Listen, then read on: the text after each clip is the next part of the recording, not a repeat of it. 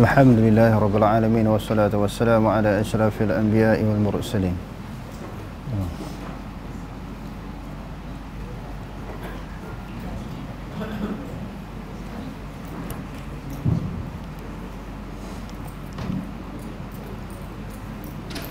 Alhamdulillah Rabbil Alamin. Dengar.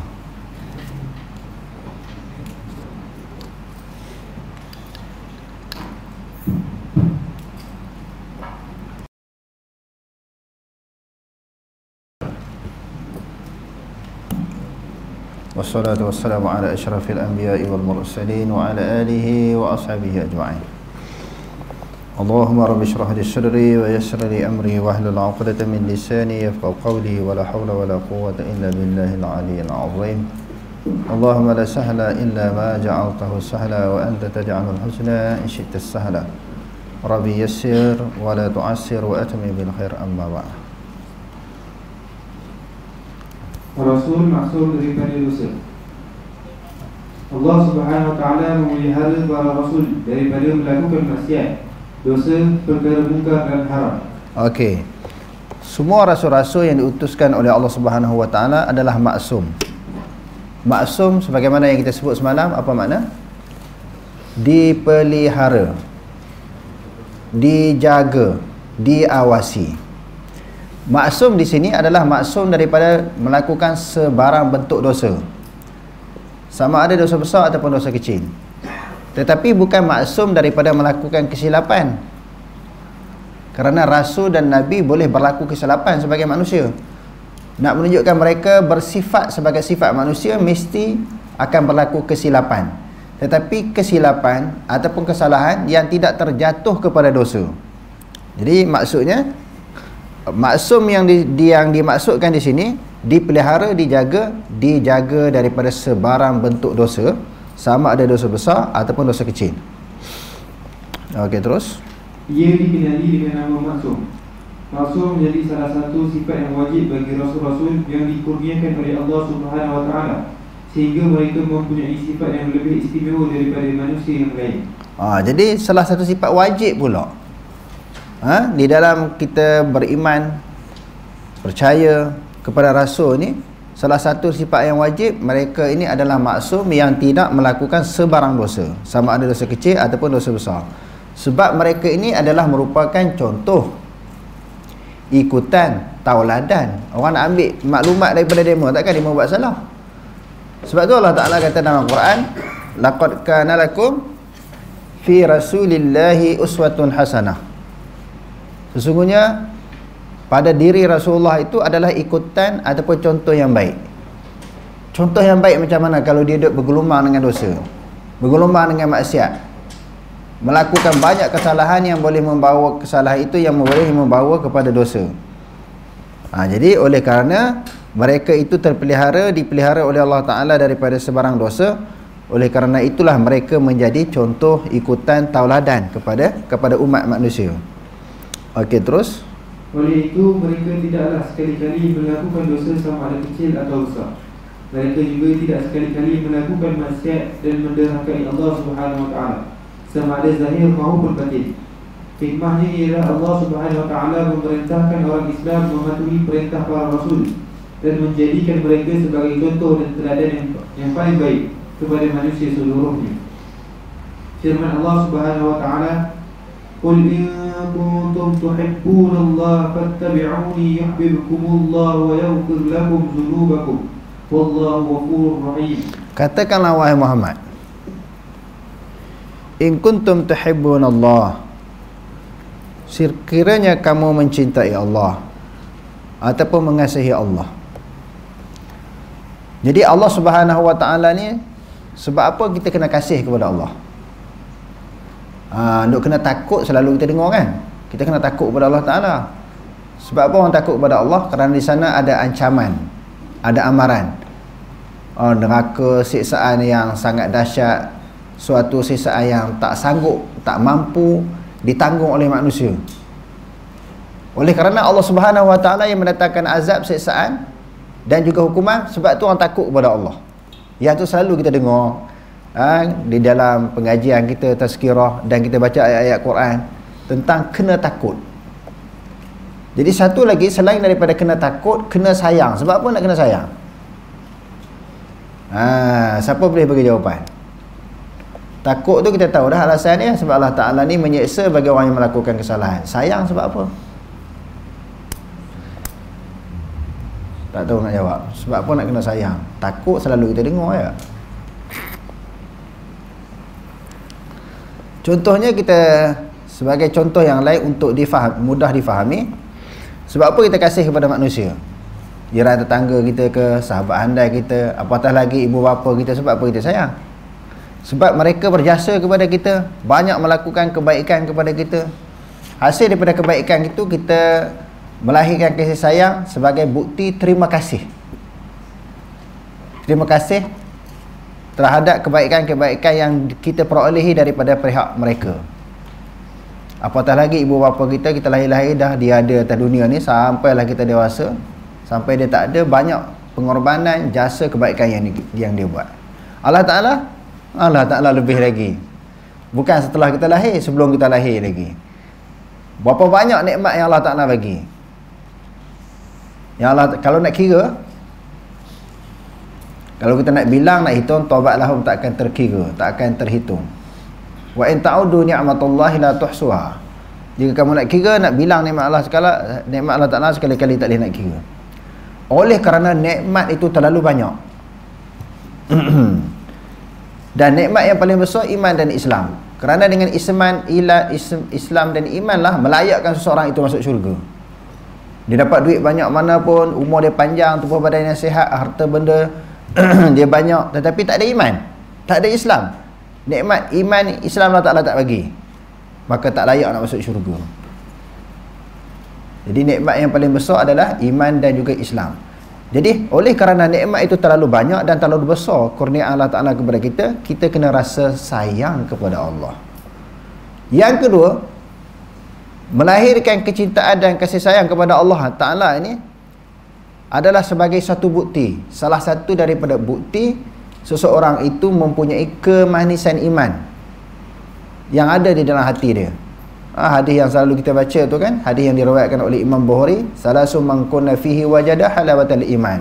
3 perkara, siapa-siapa yang ada dalam diri dia 3 perkara ni, dia ada kemanisan iman. Ayakunallahu wa rasuluhu ahabba ilahi mimma siwahuma. Yang pertamanya apa dia? Dia meletakkan cinta kepada Allah dan Rasul lebih daripada segala-galanya. Yang kedua, tidak mencintai seseorang melainkan kerana Allah dan Rasul. Yang ketiga, dia takut menjadi kafir sebagaimana dia takut dicampakkan ke dalam api neraka. Jadi dalam ayat ni Allah Ta'ala berfirman, Qul in kuntum tuhibbunallah.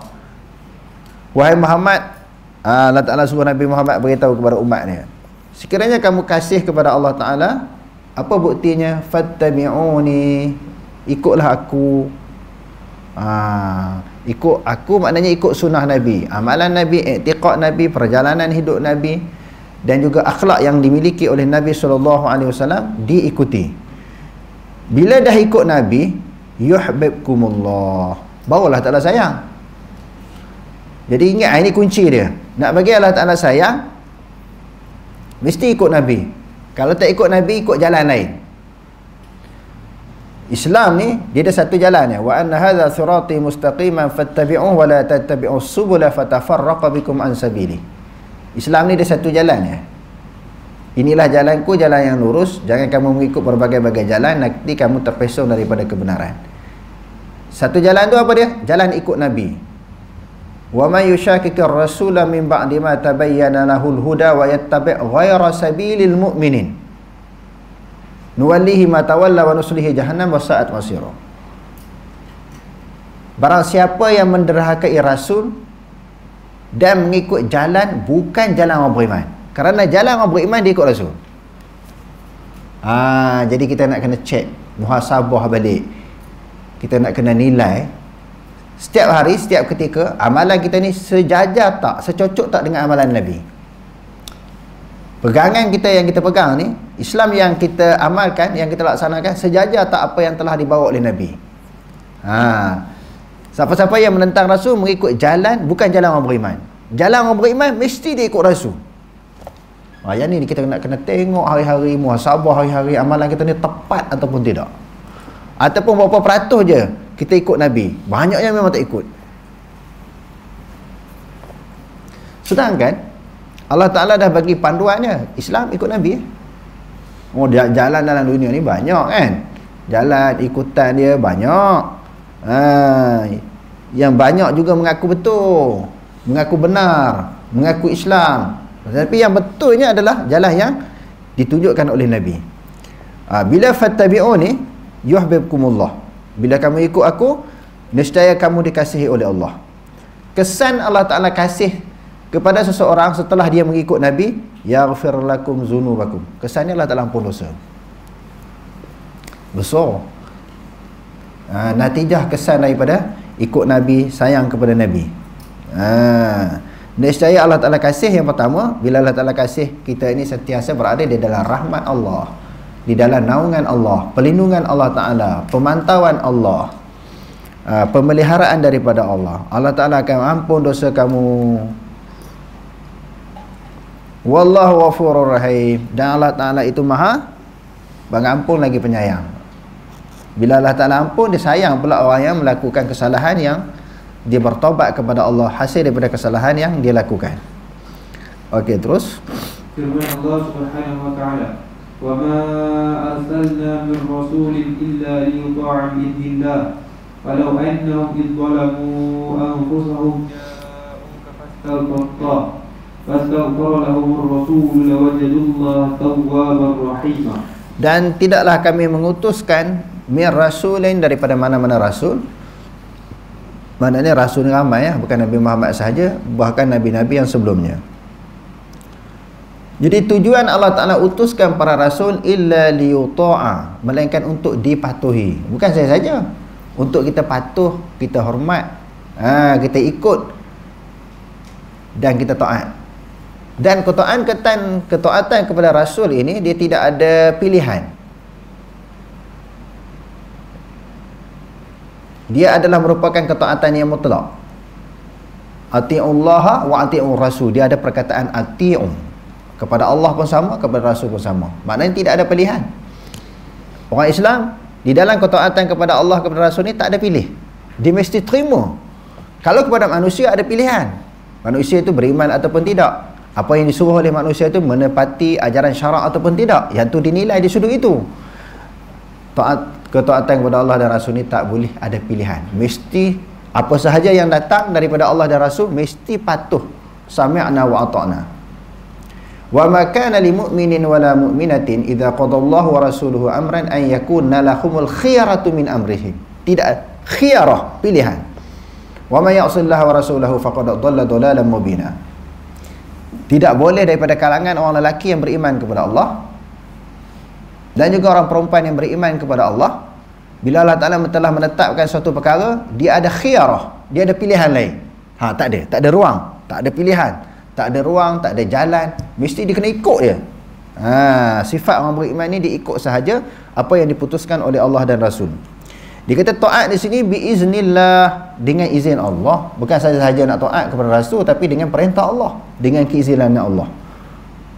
Walau annahum izzalamu anfusahum, dan sekiranya sesungguhnya mereka telah melakukan kezaliman terhadap diri mereka sendiri. Kezaliman terhadap diri sendiri, melakukan dosa. Kesan daripada dosa menyebabkan dia diazab, sama ada azab kubur ataupun azab neraka. Sebab itu dalam Al-Quran disebut dengan istilah menzalimi diri mereka sendiri. Sebab daripada kesalahan, dosa yang kita buat menyebabkan diri kita disiksa. Jadi manusia di zaman Nabi, mereka bila melakukan kesalahan, mereka datang ja'uka, mereka datang kepada Nabi, fastaghfarullah, mereka minta ampun kepada Allah, dan wastaghfara lahumur rasul, dan telah minta ampun untuk mereka oleh Rasul. Bila orang beriman datang bertemu dengan Nabi, mereka minta ampun atas kesalahan mereka, Nabi pun tolong minta ampun untuk mereka. La wajadullaha tawwabar rahima, nescaya mendapati mereka itu, mendapati oleh mereka itu akan Allah, mereka akan tahu, mereka akan perolehi, mereka akan dapati Allah Ta'ala itu maha menerima taubat lagi maha penyayang. Okey, terus. Para Rasul sentiasa menjangkaui kesempurnaan akhlak yang tidak menurun sekali-kali. Sebaliknya bagi orang beriman yang biasa, mereka menghadapi naik turun dan had yang paling tinggi iaitu martabat ihsan yang disebutkan dalam hadis oleh Abu Rahman Al-Himyari. Okey. Nabi ni keimanan mereka, Nabi dan para rasul ni iman sentiasa naik, tak ada turun-turun. Ada pun orang Islam, orang beriman, orang biasa macam kita ni, dia naik turun berdasarkan sejauh mana amalan kita. Al-iman yazid wa yanqus. Jadi kalau satu keadaan, satu ketika, suatu hari tu amalan kita banyak, ibadat kita bertambah, maka naiklah iman kita pada ketika itu. Hari-hari yang berikutnya kurang amalan, kurang melakukan amal soleh ataupun kebajikan, ketika itu iman kita turun. Maknanya naik turun iman itu bagi orang biasa. Ada pun para rasul, para nabi sentiasa meningkat iman mereka, kerana mereka sentiasa meningkatkan ibadat kepada Allah Subhanahu wa taala. Nabi SAW di penghujung usia dia di dalam hadis-hadis yang sahih, ketika menceritakan tentang qiyamul lail ni, Nabi kalau dia tak mampu nak berdiri panjang lama, dia ikat tali daripada satu sudut kepada sudut yang lain, dia bergantung kat tali tu nak bagi tahan. Tak mampu, takut tumbang, ataupun memang dia tak nak duduk. Sebab fadilat qiyamul lail, dalam fadilat sembahyang dalam keadaan berdiri lebih besar daripada sembahyang duduk. Sembahyang duduk dia disebut dalam hadis yang diriwayatkan oleh Imam Bukhari, dia setengah pahala daripada sembahyang berdiri. Jadi Nabi tak nak kurang pahala tu, dia bergantung kat tali.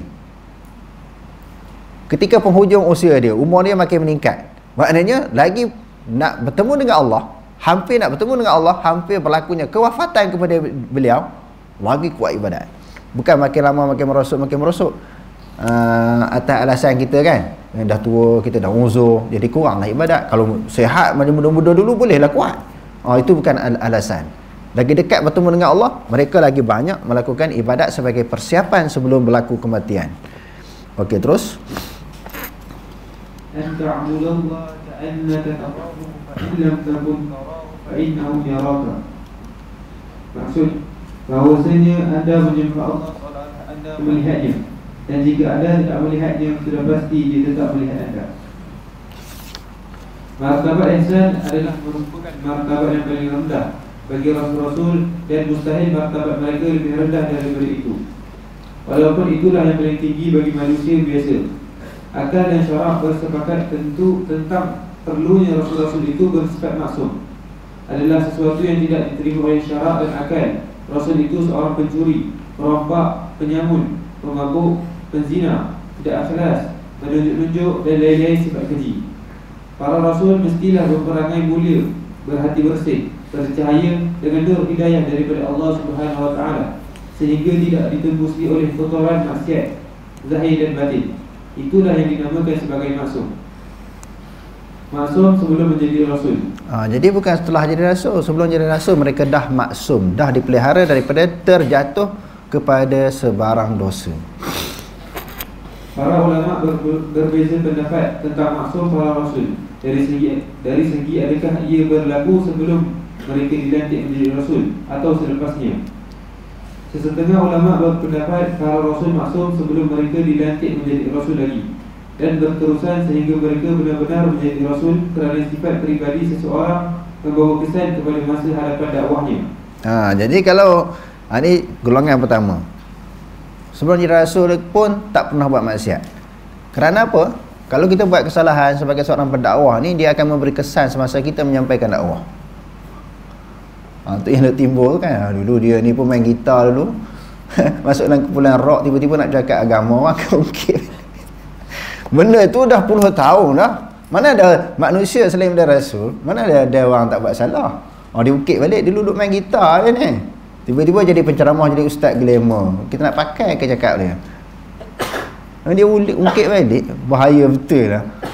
Sebab tu hikmahnya, majoriti ulama kata rasul tak buat dosa, sebab orang tak boleh nak ungkit balik.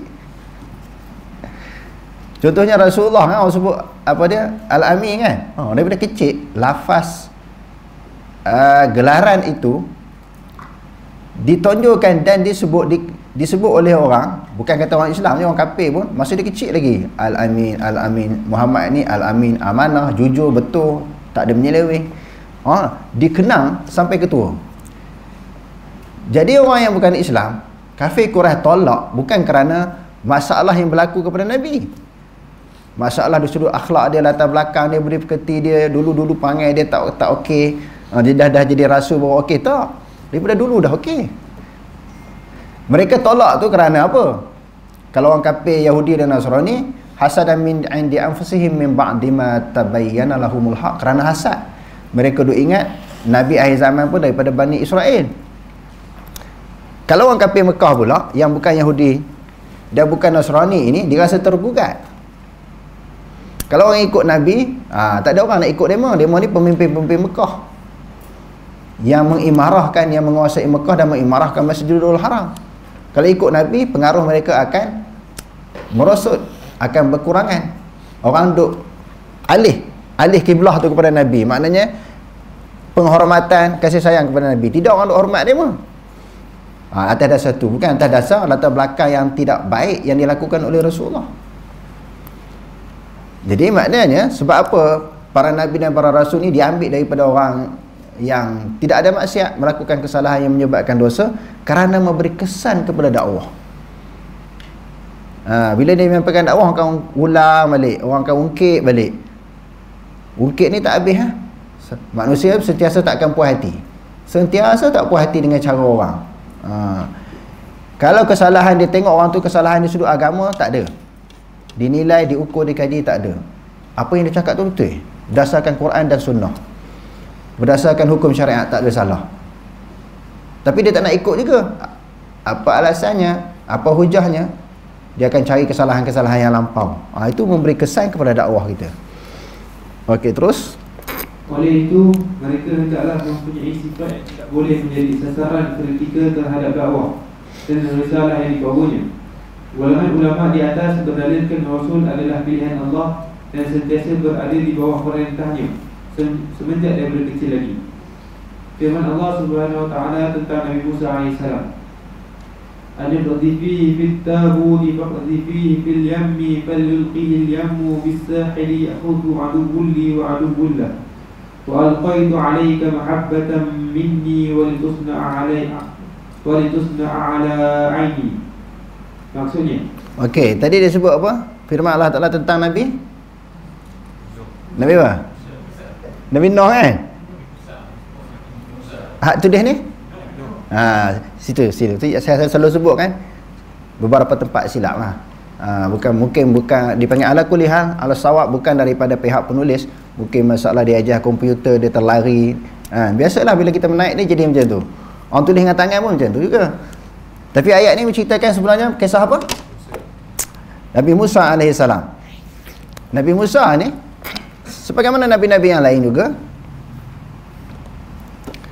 Allah Ta'ala jaga ketika kecil lagi. Setelah dilahirkan oleh ibu dia kan. Bila ibu dia, yang Allah Ta'ala sebut dalam Quran, wa idh najaynakum min ali fir'auna yasumunakum su'al azab yudhabihuna abna'akum wa yastahyuna nisa'akum wa fi dhalikum bala'um min rabbikum 'azim. Firaun ni dia nak bunuh semua anak-anak lelaki yang lahir daripada kalangan Bani Israel ni, kerana dia diberitahu oleh ahli sihir seorang bayi daripada kalangan Bani Israel ni akan jadi nabi, dilantik oleh Allah jadi rasul, dan dia akan menggugatkan kerajaan kamu, kedudukan kamu sebagai seorang raja.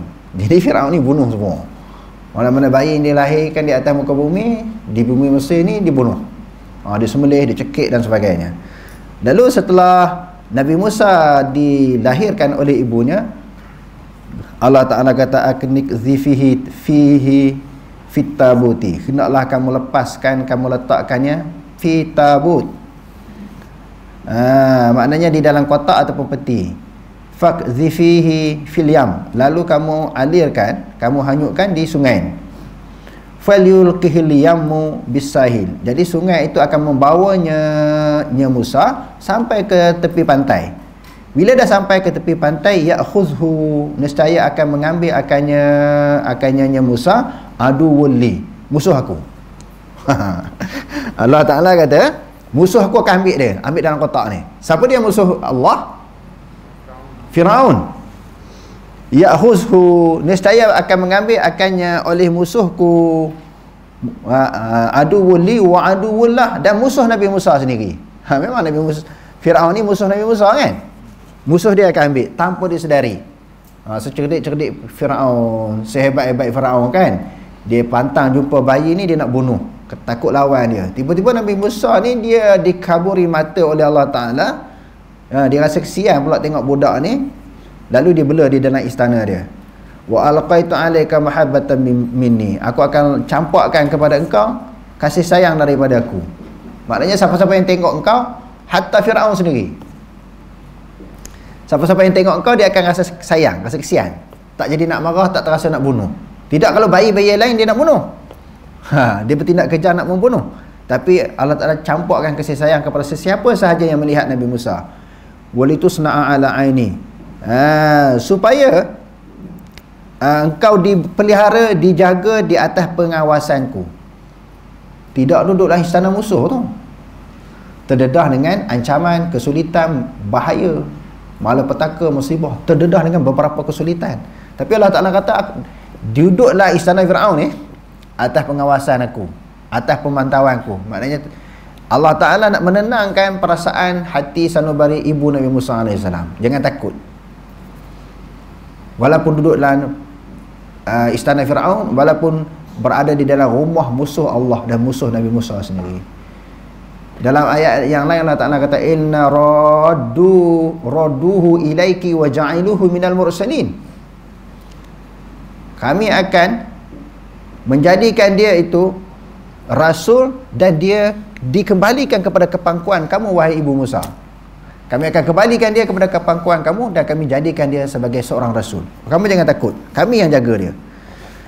Maknanya di sini kemaksuman para nabi itu bukan sahaja setelah dilantik menjadi nabi dan menjadi rasul, bahkan sebelumnya, semasa kecil lagi sentiasa diawasi, dipelihara, dijaga oleh Allah. Okey, terus. Mereka adalah orang-orang pilihan Allah Subhanahu wa taala. Wa innahum indana laminal mustafainal akhyar.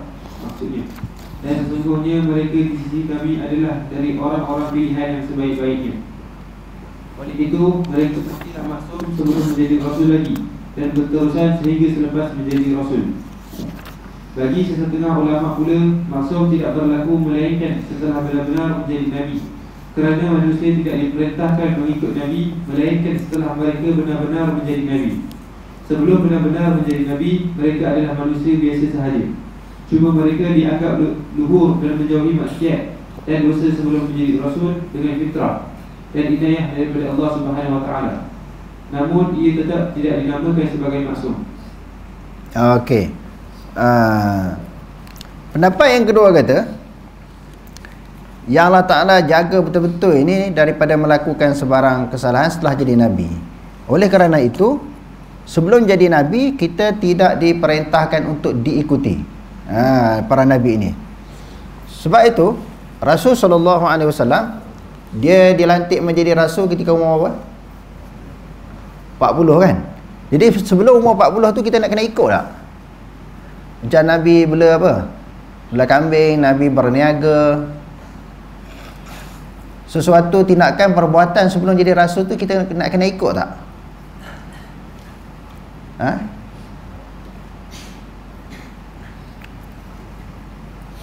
Setelah dia jadi rasul, dilantik oleh Ta'ala menjadi rasul, maknanya dia telah diangkat pangkat dia. Sekarang ni dia kita kena ada beza. Kita nak ikut Muhammad kan nak ikut rasul? Kalau ikut Muhammad sebelum jadi rasul pun kena ikutlah, segala perbuatan, aktiviti dia kena ikut. Tetapi kita hanya diwajibkan mengikut Nabi Muhammad SAW setelah beliau diangkat menjadi rasul. Perbuatan-perbuatan, amalan-amalan dia sebelum daripada tu tak dinamakan syariat lagi. Ni kadang-kadang, bukan kadang-kadang, selalu jugalah orang keliru nak ikut Nabi ni ketika bila ni, bukan sebelum tu. Jadi sebab itu segala aktiviti dia sebelum tu tak dinamakan syariat lagi. Syariat tak turun lagi. Kita kena ikut setelah dia menjadi rasul, iaitu ketika umur berapa umur? 40 tahun sampailah dia meninggal dunia. Itulah yang disebut sebagai hukum syariat, bukan sebelumnya. Okey, terus. Menurut Syekh Abdul Rahman Habannaka dalam karyanya Al-Aqidah Al-Islamiyah wal Ususuha, para nabi sebelum menjadi nabi berada dalam keadaan berikut, iaitu A. Sama ada mereka tidak ditaklifkan dengan mana-mana syariat, maka maksum tidak menjadi isu kerana maksiat timbul dengan adanya syariat. Maksum tidak timbul sebelum adanya syariat, namun ketinggian fitrah dan kemurnian jiwa dan juga kematangan akal fikiran yang ada pada mereka membawa akhlak yang baik di dalam bermuamalah dan beramanah dan menjauhkan mereka daripada melakukan sesuatu yang keji. Jadi maknanya sebelum tu lagi pun, walaupun dia tak ada syariat untuk diamalkan, Nabi sentiasa memiliki akhlak yang mulia, sentiasa buat baik. Contohnya sebelum dia pergi, dia angkat menjadi rasul umur 40 tahun, sebelum tu lagi selalu dia pergi ke mana? Ke gua kan? Ya ta'abbad, yakni ya tahannas. Dia buat ibadat. Dulu dah kita sebut syariat tak diturunkan, Quran tak turun lagi kepada dia, tapi dia buat ibadat juga. Ibadat dalam dua bentuk. Sama ada ibadat yang dia lakukan masa dia duduk pergi uzlah di gua Hira tu kan. Sama ada ibadat itu ikut syariat yang terdahulu. Kerana sebelum diutuskan Nabi Muhammad ada syariat-syariat yang terlebih dahulu, sahabat Nabi Isa umpamanya, syariat Nabi Ibrahim umpamanya, maka dia ikut syariat yang terdahulu ketika dia melaksanakan ibadat. Yang kedua kata, masa dia beruzlah itu dia bukan melakukan ibadat Nabi yang terdahulu, dia hanya bertafakur. Kerana tafakur sebahagian ibadat. Tafakur ni kita melihat, kita memikirkan tentang kejadian alam. Tengok langit, tengok bumi, tengok binatang, tumbuhan, gunung ganang kan. Itu juga sebahagian daripada ibadat. Hasil daripada kita melihat kejadian Allah Ta'ala yang serba indah, yang serba hebat ini, di sana akan jumpa, akan muncul suatu jawapan. Siapa yang buat semua ni? Jadi ibadat itu bukan diamalkan sahaja, bahkan difikirkan. Inna fi khalqis samawati wal ard wa ikhtilafil laili wan nahar la ayatin li ulil albab. Sesungguhnya pada kejadian langit dan bumi, tengok langit, tengok bumi kan. Allah Ta'ala sebut dalam suratul Ra'di, bi ghairi amadin tarawnaha. Allah Ta'ala jadikan langit tanpa tiang. Dahsyat, hebat. Siapa boleh buat? Jadi fikir tentang kejadian alam dapat meningkatkan iman kita kepada Allah. Dan juga perselisihan malam dan siang juga bukti dan juga dalil tanda kebesaran Allah. Okey, terus. B. Sama ada mereka ditaklifkan dengan syariat Rasul yang terdahulu, seperti Nabi Lut AS ketika mengikut syariat bapa saudaranya Nabi Ibrahim AS, dan para Nabi dalam kalangan kaum Bani Israel selepas daripada Nabi Musa AS, sebelum mereka diwahyukan menjadi Nabi dalam erti kata yang sebenar. Dalam keadaan tersebut, maksud tidak sabit bagi mereka, namun demikian mereka tetap merupakan manusia yang jauh daripada maksiat besar dan kecil. Jadi maksum tak maksum ini setelah adanya syariat. Bila tak buat sesuatu dosa, ada syariat ni mana dah ada dosa pahala kan, baru dia kira maksum. Tapi kalau sebelum diadakan maksiat, sebelum diadakan syariat, diutuskan ataupun diturunkan syariat, macam mana nak sebut maksum? Di situ juga disebut maksum kerana walaupun tidak ada syariat, mereka tetap tak buat salah. Tidak buat salah yang melibatkan, kalau sekiranya ada syariat ketika itu dianggap sebagai dosa, mereka tak buat juga. Segala kesalahan yang membawa kepada dosa walaupun belum ada syariat pada ketika itu. Wallahu a'lam.